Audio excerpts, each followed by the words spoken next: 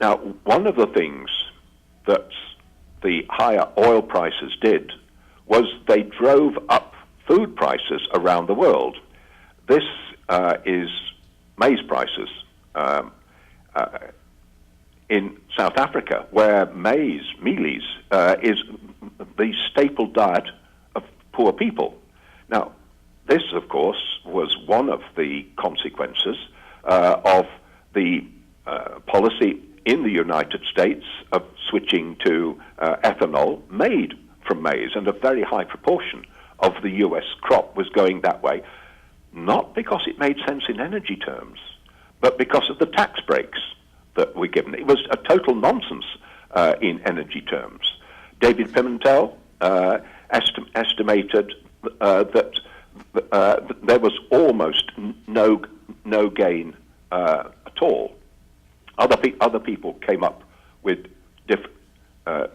different figures. Next, please.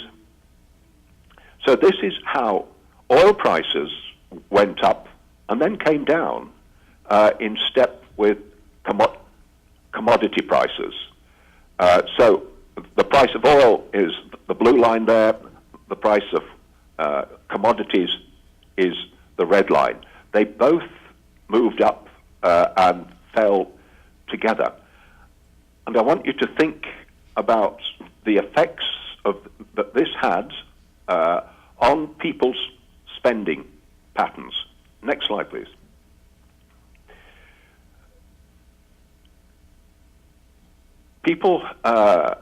Economists have been looking at the relationship between the price of oil and economic activity in the U.S.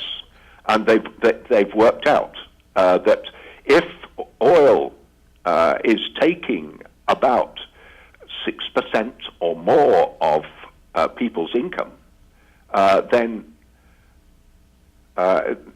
so much money is being taken out of the economy and going to the oil producers that too little is left for spending on other things. Things that would drive the economy along, that would encourage other forms of development to take place, that would enable economic growth to happen. But as we've just seen, in the last few years, it wasn't just oil prices that shot up. Everything went up with them. Prices of copper, zinc, everything, as all foodstuffs. So what this was doing, it was taking money out of the pockets of consumers, and it was sending it off to the producers.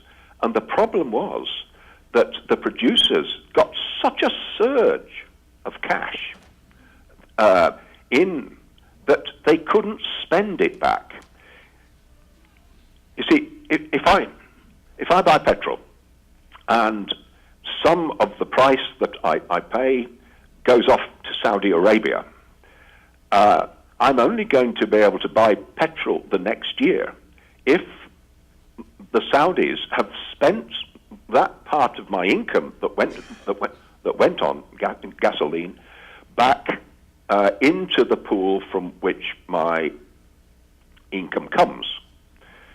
Now, they weren't able to spend it back. There was such a wall of money that swept into the Gulf countries and other primary producers around the world that they just couldn't spend it back again. And countries built up balance of payments deficits. Consumer countries built up these balance of payments deficits with the producer countries.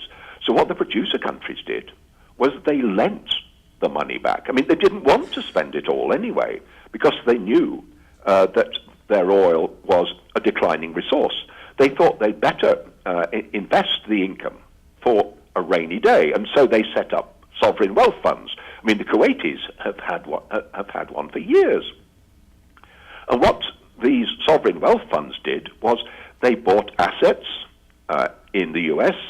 And they put a lot of money into banks right around the world, including the US.